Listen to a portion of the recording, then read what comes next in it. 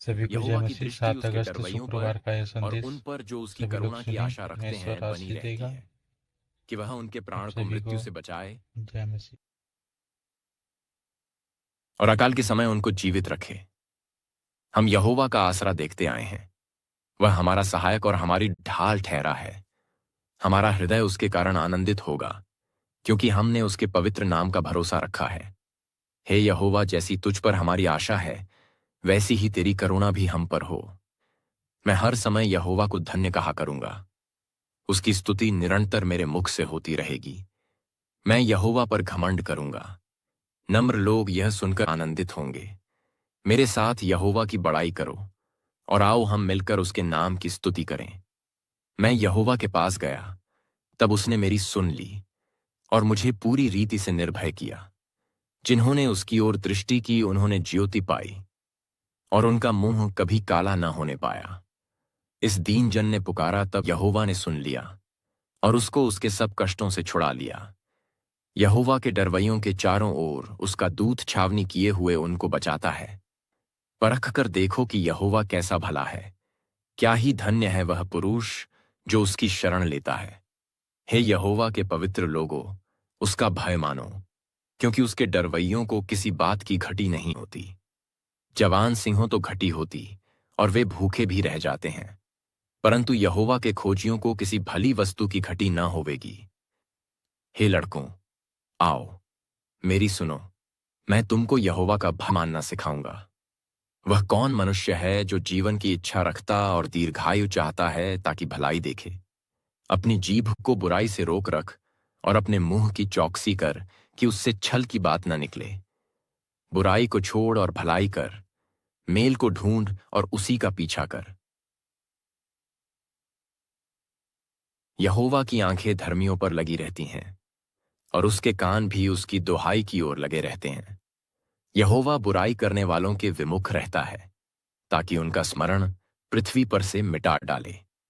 धर्मी दुहाई देते हैं और यहोवा सुनता है और उनको सब विपत्तियों से छुड़ाता है। यहोवा टूटे मन वालों के समीप रहता है और पिसे हुओं का उद्धार करता है।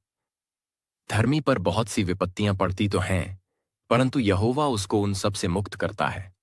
वह उसकी हड्डी हड्डी की रक्षा करता है, और उनमें से एक भी टूटने नहीं पाती। दुष्ट अपनी बुराई के द्वारा मारा जाएगा, और धर्मी के बैरी दोषी ठहरेंगे। यहोवा अपने दासों का प्राण मोल लेकर बचा लेता है, और जितने उसके शरणागत हैं, उनमें से कोई भी दोषी न ठहरेगा। हे यहोवा, जो मेरे साथ मुकद्दमा लड़ते हैं, उनके साथ तू भी मुकद्दमा लड़। जो मुझसे युद्ध करते हैं, उनसे तू युद्ध कर। ढाल और भाला लेकर मेरी सहायता करने को खड़ा हो।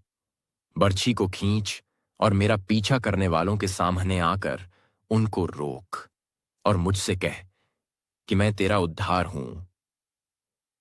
जो मेरे प्राण के ग्राहक हैं, वे लज्जित और निरादर हों।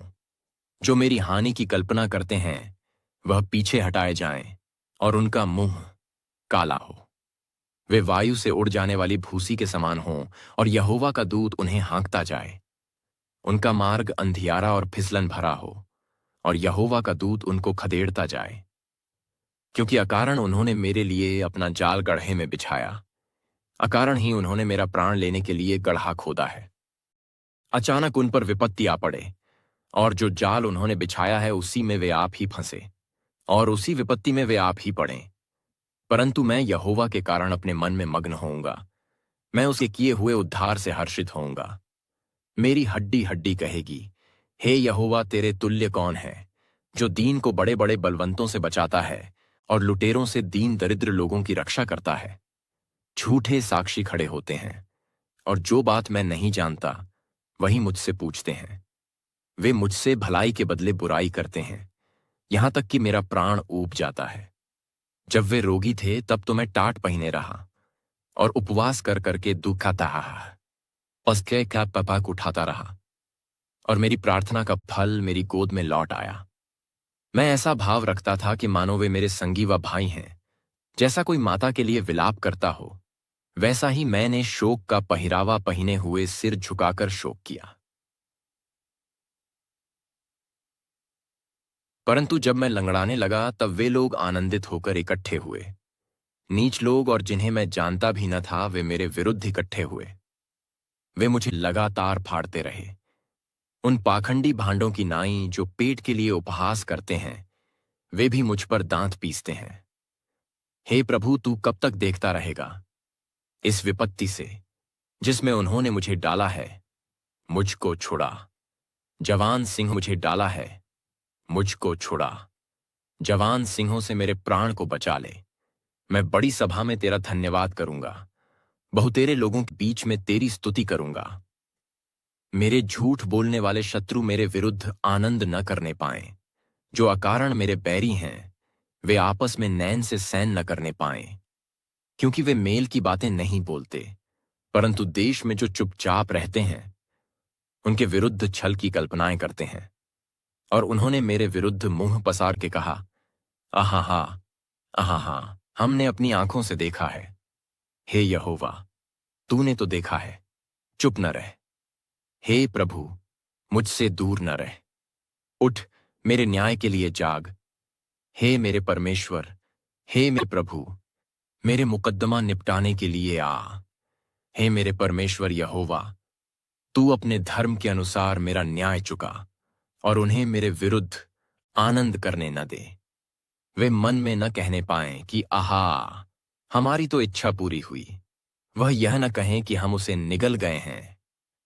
जो मेरी हानि से आनंदित होते हैं, उनके मुंह लज्जा के मारे एक साथ काले हों। जो मेरे विरुद्ध बड़ाई मारते हैं, वह लज्जा और अनादर से ढंप जाएं। जो मेरे धर्म से प्रसन्न रहते हैं, वह जय जयकार और आनंद करें और निरंतर कहते रहें, यहोवा की बड़ाई हो। जो अपने दास के कुशल से प्रसन्न होता है, तब मेरे मुंह से तेरे धर्म की चर्चा होगी और दिन भर तेरी स्तुति निकलेगी। जो बातें मूसा ने यरदन के पार जंगल में अर्थात सूप के सामने के अराबा में और पारान और तोपेल के बीच और लाबान हसरोत और दीजाहाब में सारे इस्राएलियों से कहीं वे ये हैं। होरेब से कादेश बरने तक सेईर पहाड़ का मार्ग 11 दिन का है। 40वें वर्ष के 11वें महीने के पहले दिन को जो कुछ यहोवा ने मूसा को इस्राएलियों से कहने की आज्ञा दी थी, उसके अनुसार मूसा उनसे ये बातें कहने लगा।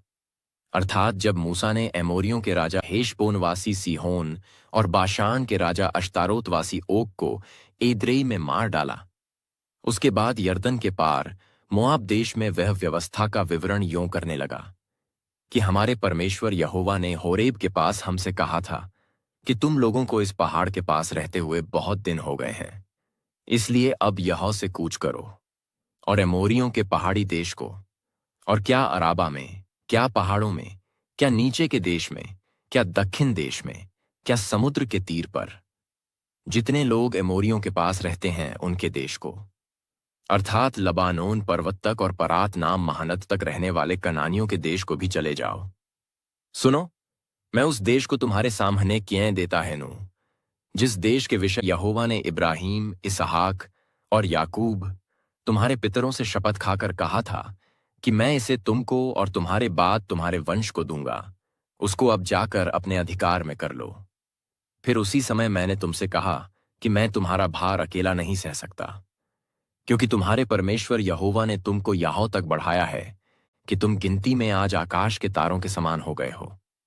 तुम्हारे पितरों का परमेश्वर तुमको 1000 गुना और भी बढ़ाए और अपने वचन के अनुसार तुमको आशीष भी देता रहे। परंतु तुम्हारे जंजाल और भार और झगड़े रगड़े को मैं अकेला कहाँ तक सह सकता है नू। सो तुम अपने एक गोत्र में से बुद्धिमान और समझदार और प्रसिद्ध पुरुष चुन लो और मैं उन्हें तुम पर मुखिया ठहराऊं। नगा, इसके उत्तर में तुमने मुझसे कहा, जो कुछ तू हमसे कहता है उसका करना अच्छा है। इसलिए मैंने तुम्हारे गोत्रों के मुख्य पुरुषों को, जो बुद्धिमान और प्रसिद्ध पुरुष थे, चुनकर तुम पर मुखिया नियुक्त किया, अर्थात 1000 1000, 100 100, 50 50 और 10 10 के ऊपर प्रधान और तुम्हारे गोत्रों के सरदार भी नियुक्त किए। और उस समय मैंने तुम्हारे न्यायियों को आज्ञा दी कि तुम अपने भाइयों के मुकद्दमे सुना करो और उनके बीच और उनके पड़ोसियों और परदेशियों के बीच भी धर्म से न्याय किया करो। न्याय करते समय किसी का पक्ष न करना, जैसे बड़े की वैसे ही छोटे मनुष्य की भी सुनना। किसी का मुंह देखकर न डरना, क्योंकि न्याय परमेश्वर का काम है।